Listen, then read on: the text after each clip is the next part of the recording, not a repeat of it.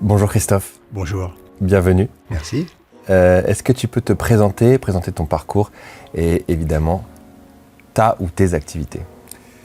Donc je m'appelle Christophe Tardy, je suis photographe, réalisateur photographe, je ne sais pas dans quel ordre il faut le faire. J'ai un parcours assez particulier qui m'a emmené longtemps en Afrique. J'ai fait de la photo depuis tout petit, j'ai fait des films de mariage quand j'avais 18-19 ans, quand mes potes se mariaient. Voilà, et puis c'était en fait pour moi un métier un peu inaccessible, tu vois, j'y arriverai pas, c'est pas pour moi. Donc j'ai attendu, puis un jour je me suis lancé, et pour me lancer je me suis expatrié. Et je suis parti au Sénégal. Ok. Puisque dans les années 90, on me disait mon pote, t'as du courage, parce que t'as les mecs qui ont 25 ans de métier, ils n'ont pas de boulot. Et à l'époque c'était difficile, le milieu de la vidéo, de la photo.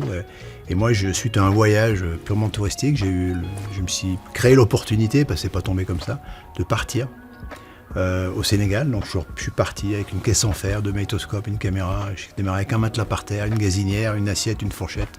Je bouffais des œufs et du riz. Je faisais des films d'excursion, c'est-à-dire que je partais avec les touristes qui se baladaient dans les excursions. Je faisais les films, je rentrais par la plage, j'habitais au bord de la plage. Ça peut faire rêver comme ça, mais c'était quand même... C'était roots, ouais. C'était un peu roots. Et puis tu sais, tu te dis, moi j'ai démissionné de mon boulot d'avant.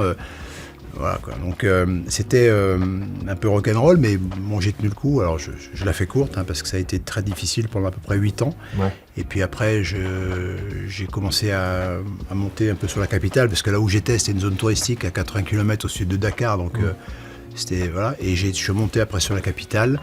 Et mon matelas par terre est devenu une boîte de prod reconnue, très active. Et j'ai tourné tout ce qui pouvait se tourner, quoi. Pub, films d'entreprise, des clips, tout ça, quoi. Donc ça a été très très formateur. Et j'ai monté une boîte de prod en fait, qui tourne encore. Elle tourne encore parce que j'ai laissé tous mes collaborateurs. Elle est là-bas, à Dakar. Ah ouais, sénégalais. Et le patron aujourd'hui, c'est un gars qui a démarré stagiaire comptable avec moi. Tu vois, c'est chouette, parce que moi je suis content de savoir ça, et on est encore en contact. Bon, moi voilà, j'ai une vie un peu mixte.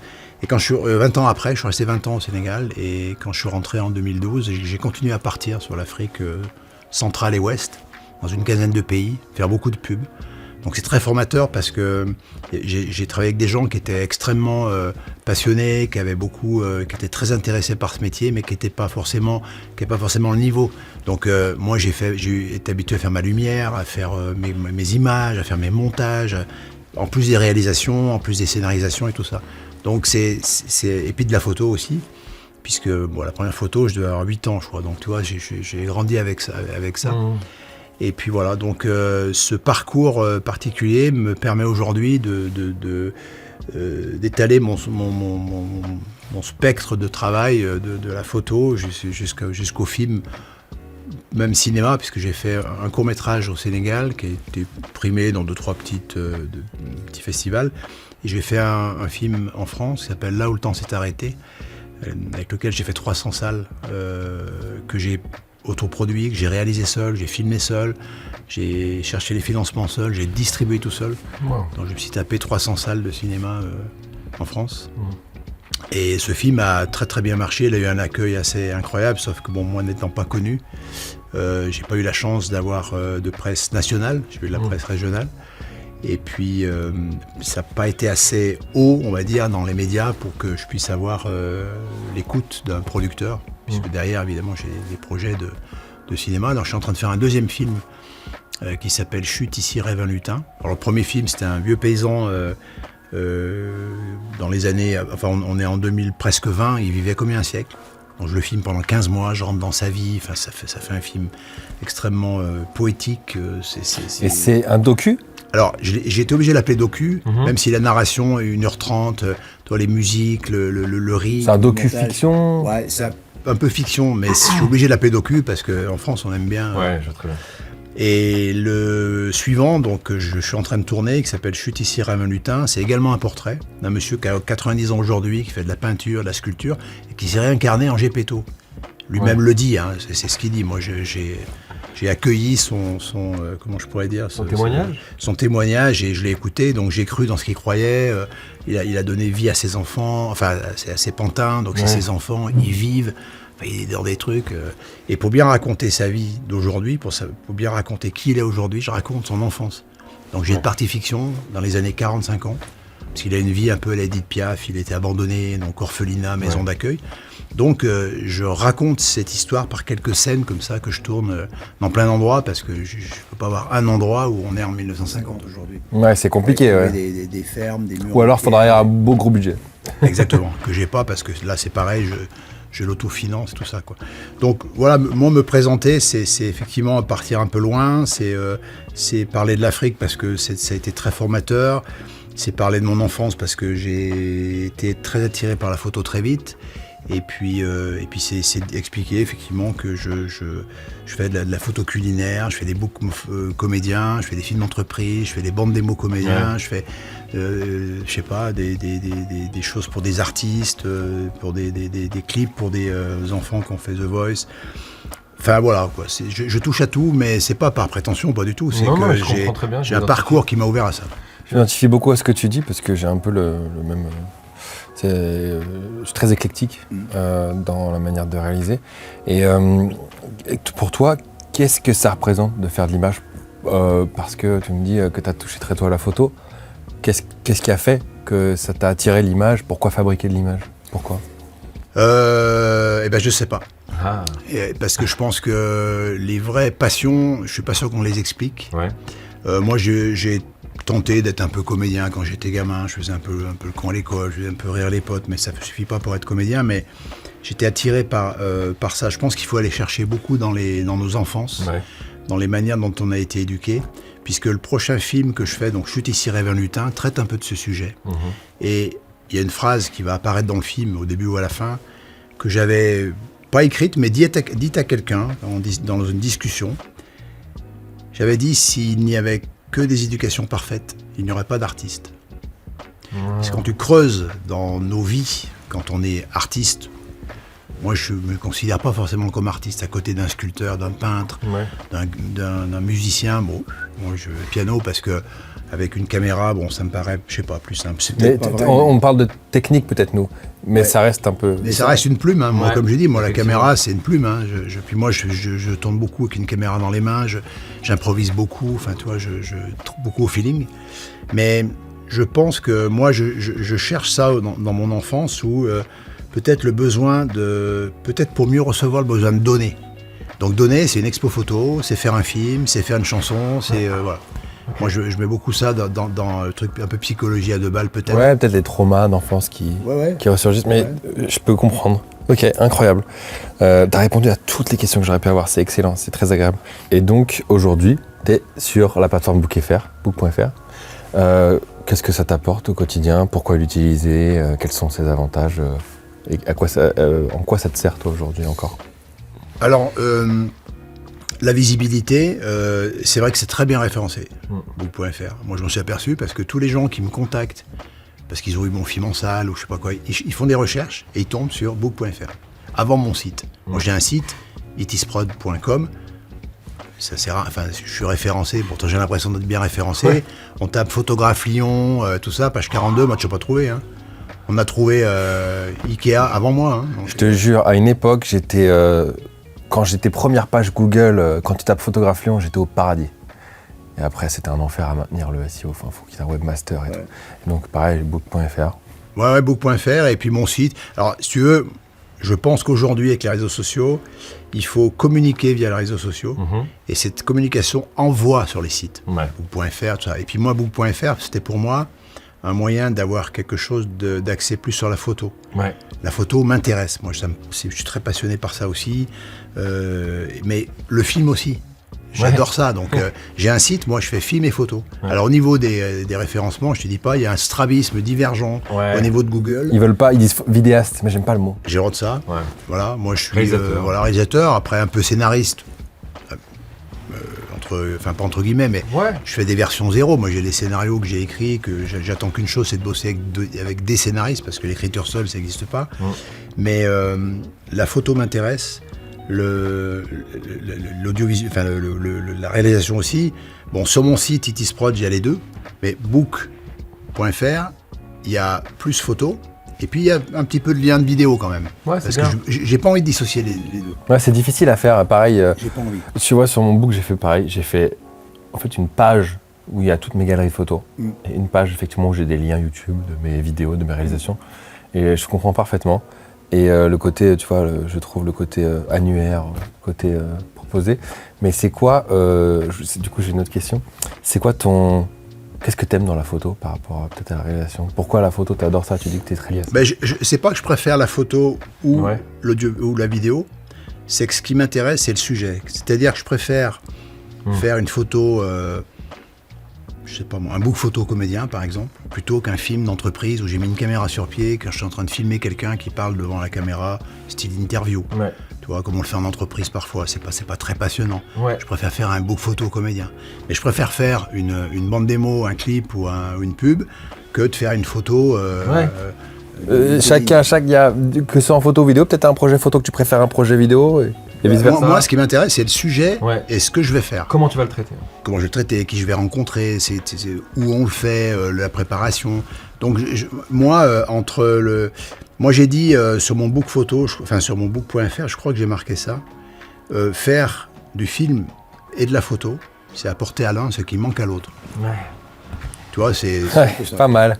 Et quels sont tes sujets en photo? J'ai pas de sujet de prédilection. Ouais. Ma spécialité, c'est de ne pas en avoir. C'est-à-dire que moi, culinaire, concert. Ouais. Là aussi, tu as l'impression d'étaler en disant mais le gars, il veut tout faire. Il y a un truc que tu préfères, peut-être, non? Non, parce que tu peux avoir un super sujet et la personne qui te le demande te déglingue ton projet. Parce qu'il te demande de faire des photos, je sais pas quoi. Tu fais un film, tu fais un super scénario. Alors, je me rappelle d'un truc que j'ai fait pour le groupe Vika. Okay. Ils sont implantés en Afrique et j'étais au Sénégal, donc ils m'ont appelé pour un film là-bas. C'est les Cimentiers, hein, donc c'est un énorme groupe cimentier, style Lafarge, tu vois, mais c'est énorme. Okay. Et là-bas, ils me disent, alors moi je vais voir le directeur marketing et moi j'adore le concept, j'adore le scénariser. J'ai pas besoin d'agence, on va dire. Moi j'aime bien aller voir les entreprises, que j'écoute énormément, je prépare énormément. Je trouve que mon père qui était architecte et mon grand-père aussi, Tu veux comprendre le projet, quoi. Je compare ces métiers. Ouais. Parce que l'architecte, il a pas une casquette, une brouette, un sac de ciment et du matériel, en disant où on construit la maison. Il va voir les personnes, il va écouter, il va faire un croquis comme ça. Le réalisateur, c'est pareil. On fait un croquis du film, on l'imagine, on le conçoit avant de l'écrire un peu plus précisément et tout ça. Donc, j'aime ça et je trouve que ce jour-là, j'étais donc chez Vika. J'écoute le marketing, tout ça, il me parle de son ciment, il me dit voilà, c'est des gens, ils construisent dans les petites rues comme ça, un deuxième étage. Je dis mais votre produit, il est populaire. C'est pas un truc. Elle me dit ouais, tout à fait ça. Et moi, je fais un film et la base du concept, c'est le chant des maçons. Parce qu'au Sénégal, il y a un chant des maçons. Il y a une ethnie qui s'appelle les Sérères qui chantent pendant qu'ils balancent des pelles de ciment comme ça, tout synchronisé. Il y en a 5 ou 6 qui sont les uns à côté des autres, comme ça, ils prennent la pelle.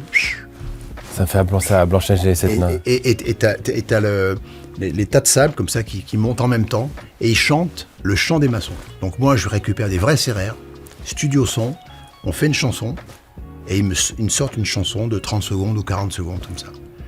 Et moi j'utilise ça, je dis, et là-dessus je vais aller chercher des images de ciment, mais du petit maçon du coin, dans la petite ruelle, la petite construction comme ça. J'ai tout imaginé. Les mecs ils sont arrivés, ils m'ont sorti une liste de bâtiments essentiellement étatiques, le Grand Théâtre National, les autoponts, les machins. Ils m'ont flingué le film. J'ai plus de place pour faire. Parce qu'ils veulent les gros machins. Quoi. Voilà. Donc voilà. Étatique. Dans ce cas-là, tu fais des films comme ça, tu te dis j'ai pas fait le film que je voulais. Donc pour moi, c'est pas intéressant. Alors je préfère avoir mon petit comédien avec qui je veux faire un book photo sympa. Okay. C'est pour ça que je fais pas de choses. Ce qui m'intéresse, c'est le projet, le réussir, et puis d'avoir une liberté. Et en même temps, c'est pas une liberté pour dire je vais faire ce que je veux. C'est la liberté de discuter, d'échanger. De récupérer les bonnes informations pour faire la série de photos ou le film qu'il faut. C'est incroyable. Du coup, je voulais te parler peut-être d'un projet de rêve que tu aurais, mais je Je sais pas si est-ce que tu as encore des projets que tu aimerais vraiment faire, que tu n'as pas fait? Moi, mon rêve, je l'ai un peu réalisé. Moi, j'ai pas de rêve, j'ai pas de héros, j'ai qu'une passion. Pour moi, le rêve, c'est, je sais pas, il y a quelque chose d'inaccessible un petit peu. Je préfère de projets que j'aimerais arriver à faire. Oui, j'ai des scénarios dans mes tiroirs et j'essaie de choper des producteurs à Paris. Quand tu n'es pas considéré du milieu du cinéma, tu n'es pas considéré du milieu du cinéma. Hein. Et le film Là où le temps s'est arrêté, par exemple, qui est quand même noté 4,3 étoiles sur Allociné, avec 140 critiques. Enfin, je veux dire, c'est pas des gens que je connais. Hein. J'ai fait 300 salles pendant 2 ans. Il y a le village où j'ai tourné le film, il a battu Avatar en nombre d'entrées. Enfin, c'est incroyable. On me parle encore de ce film, qui était tourné à Saint-Martin. Mais c'est important pour les gens locaux. Bien sûr. C'est très important, les films comme ça. Alors tout ça est assez anecdotique, mais ce film aurait mérité, partout on me l'a dit, mais pourquoi pas votre film, il faudra que tout le monde le voit. Bah oui, mais tout le monde ne le verra pas. Et à la fin des projections, j'ai été raconter l'histoire du film et du personnage. Parce que ce film, moi, il vient de loin. Et je raconte pourquoi j'ai fait ce film, parce que c'est toujours la question qu'on te pose, une question un peu scolaire, on va dire, mais c'est une question qu'on te pose. Donc j'ai répondu. Et au début, je ne savais pas y répondre, donc il a fallu que je réfléchisse. Donc je raconte tout ça. C'est d'ailleurs, on peut le trouver sur Internet, c'est accessible, hein, l'histoire du film et du personnage de Là où le temps s'est arrêté. Et je raconte surtout l'histoire du monsieur en question, qui est mort à 90 ans. Enfin bon, je ne vais pas raconter l'histoire maintenant parce que c'est trop long. Et quand je racontais cette histoire, je voyais les gens pleurer dans les salles. Tout le monde restait. Les mecs des cinémas me disent mais nous on n'a jamais des gens qui restent comme ça. Bah, je dis oui parce que le film déjà a beaucoup ému les gens et derrière je raconte un truc qui captive les gens et qui est extrêmement émouvant. C'est pas parce que c'est moi, hein, c'est l'histoire du. Bien sûr. Et ça là, j'en ai fait un projet de scénario. J'appelle ça un projet de scénario parce que j'ai écrit un scénario, mais j'appelle pas ça scénario parce que derrière on va travailler. Mais j'essaie de trouver des connexions à Paris comme ça, mais on t'écoute pas. T'as l'impression que dans le milieu du cinéma, si tu veux, il y a des gens qui appartiennent à la famille du cinéma, et ils y sont arrivés, hein, moi je les critique pas, hein. Ils sont là, eux peuvent faire ce qu'ils veulent. Des très bons films, des très mauvais, des moyens, des biens, des moins bien. Ils peuvent se permettre. Toi derrière, et d'autres, ça arrive à d'autres, il n'y a pas que moi. Hein. Il y a des choses qui peuvent se faire qui sont super. Des petits films de rien du tout, tout ça, et on n'est pas écouté, quoi. Donc mon rêve, alors c'est pas un rêve, mais parce que j'ai encore une envie et un projet, entre guillemets, c'est de pouvoir faire, après Là où le temps s'est arrêté, de faire ce film qui s'appellerait Claudius, puisque c'est le nom du personnage. Et j'ai écrit Pinocchio pour le tourner en Afrique. Pinocchio m'a marqué quand j'étais gamin. Et d'ailleurs, Chute ici, rêve un lutin. Oui, c'est un peu Gepetto. C'est un peu Gepetto et Pinocchio. Okay. Donc tout ça, voilà, c'est des... Alors j'ai pas envie de parler de rêve, j'ai envie de parler de... Mais entre rêve et objectif, il y a que la détermination que tu y apportes. Hein. Exactement. Donc, et je préfère parler d'objectif en me disant, bon, ça va être compliqué, quoi. Et advienne que pourra. Mais bon, il y a... une chance, ça doit se provoquer, ça doit se saisir, mais dans le milieu, c'est pas évident. Ça devient dur de provoquer. Ouais. C'est pas évident. On va faire un petit jeu pour alléger un peu tout ça. Je vais te poser des questions entre deux options. Tu dois choisir celle que tu préfères. Tu es obligé de dire que tu préfères. En général, on n'a pas envie de choisir. Ouais, c'est vrai. Tu vas essayer, tu aimes bien quand même. Par exemple, si je te dis portrait ou paysage?